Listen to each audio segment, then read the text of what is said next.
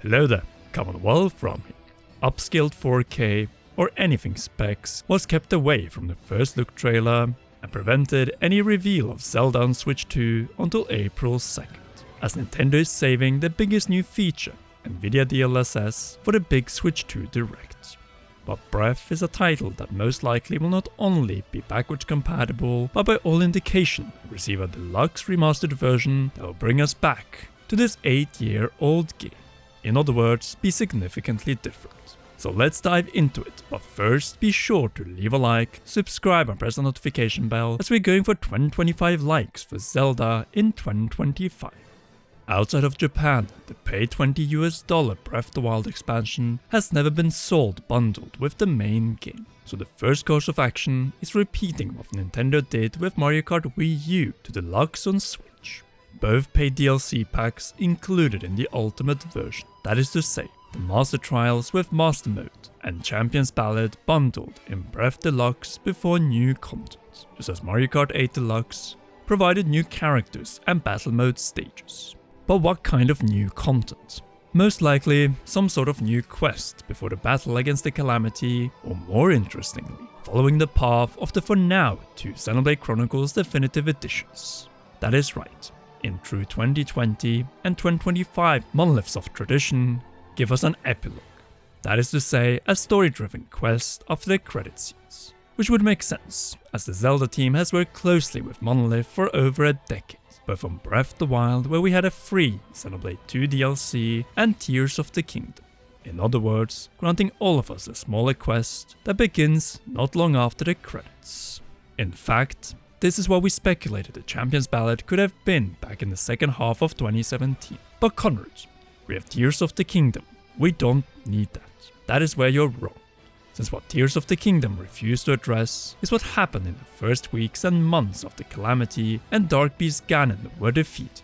And in this case, none of the Tears memories, or even significant references in the sequel, point directly to this time frame.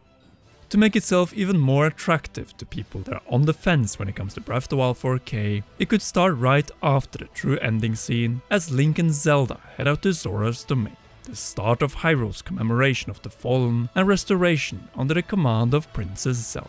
Naturally, with a long list of challenges in the way, since it took at least a year, if not years, before Zelda, after her travels around Hyrule, initiated the building projects and Zonai research teams that were key to Tears of the Kingdom. In other words, what such a DLC could offer is rediscovering Breath of the Wild's Hyrule from Zelda's perspective, where we could get her thoughts and also breakdowns from seeing how little is left of the kingdom her father ruled 100 years prior. And here we find the most awesome part about this Xenoblade Definitive Edition style possibility: Link and Zelda working together. What is even better is that here we could finally get the ultimate combo of this proven to be powerful, wise and courageous princess in a The Legend of Zelda game. Playability by switching from Link to Zelda in certain moments. On the Nintendo Switch, we could only play as Link. But on Nintendo Switch 2, under such an epilogue, we might be able to play as Zelda as well. 2 is always better than 1. Jokes aside, this is a scenario that could actually work, as we have seen it with this princess in Age of Calamity, with a different Link and Zelda in Echoes of Wisdom. And in the latter case, the NPC AI of Link worked brilliantly in the final battles. Speaking of a final boss, enemies and overworld bosses just have the final Blood Moon before Ganon's fall revive all the enemies one last time, so that Link and Zelda still have foes to defeat around the land. You know, giving us some battle scenarios equivalent to that one Lionel memory in the main game. Only difference being that in this epilogue they stay dead and unable to be revived after being defeated. Speaking of challenges, this epilogue scenario could grant the ultimate conclusion. The explanation behind Link having both full health, so 30 hearts, and 3 full stamina wheels in Tears of the Kingdom's opening beneath Hyrule Castle. And in addition to that, we know that Tears started out as Breath's third DLC, which probably would have granted this 30 hearts and 3 full stamina wheel combo. Well, 8 years after, there's a second possibility, completing 4 additional starting shrines around Hyrule Castle and Town for 1 more upgrade to give us 100% health and stamina, and then some more shrines tackling the final unused divine beast, that is to say the whale, which we have seen hanging in Nathaniel's ancient tech lab since 2017, a tease of what could have been. But here's the kicker. Right upon the completion of this one and the boss of it all, the Sheikah tech disappears, making it 100% canon and an intermission between Breath of the Wild and Tears of the Kingdom. And yes, it would actually work, as the Sheikah towers and guardian pillars around Hyrule Castle didn't disappear right away. They were still there in the true ending scene of the main game, a scene that takes place after Link and Zelda visited Impa in Kakariko.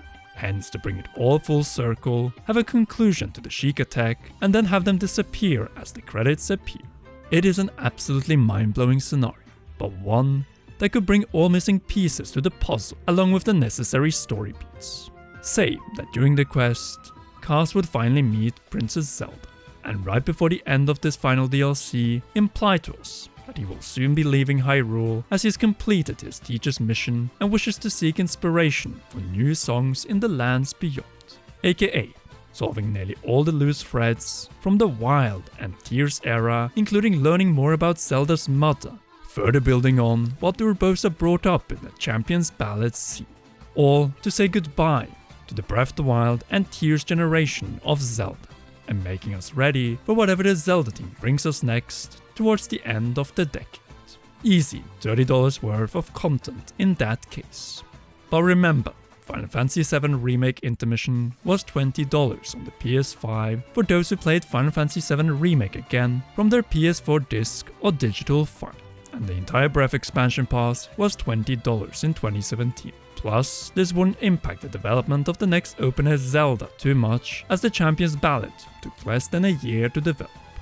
And if time is of the essence, then even a second option could be worked on instead of the proposed epilogue, a lesser questline taking less than 5 months to develop, much like what was the case with the Master Trials in June 2017. Maybe not new shrines, but more side quests and challenges before another trial, perhaps this time from the spirit of King Rhoam Bosphoramos Hyrule. After all, it will be before the spirits leave Hyrule, one that, just like the bigger one, could include Kass, as he learns that there's even more to uncover besides the Champions Ballad. Personally, it would be perfect if it tied to uncovering secrets about the king's wife and queen, Zelda's mother, Hyrule's last queen, as there's been none in over 100 years, the wielder of the golden power before her daughter, the monarch that was previously mentioned, which we got a tease of in the Champions Ballad, but also Age of Calamity. Hopefully, with extra content in Breath of the Wild, we could get even more. In addition, any new content added to Breath could give us a taste of the new Zelda on Nintendo Switch 2. Just like we got a taste of the future of 3D Mario with Bowser's Fury in Super Mario 3D World plus Bowser's Fury. And speaking of Bowser's Fury, what if there's a third option, which takes us to a new, smaller map outside Hyrule?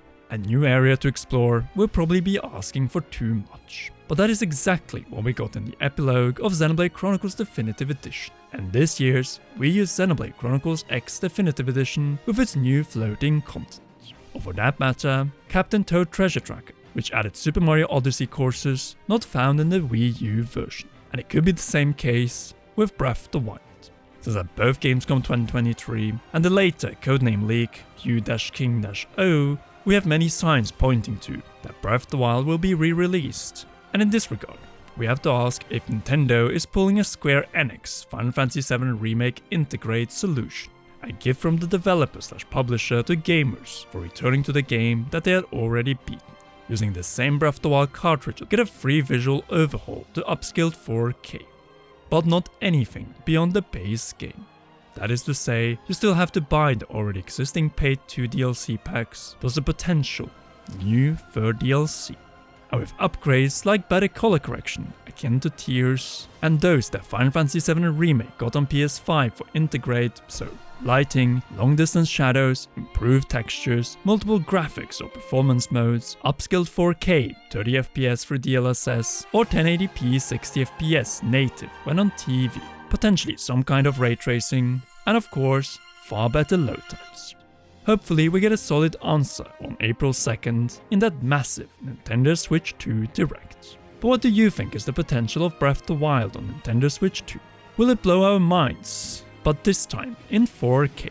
Sound off in the comment section down below. If you haven't already, then be sure to leave a like, subscribe and press the notification bell and for all notifications. Last but not least, a big thanks to you for watching and to all our patreon.com/commonrealm patrons. Special shoutouts go to Raw Producer, JC Funk and Heroes, Holly Wolf, Cheryl, Garrett Hoy and Kintaro.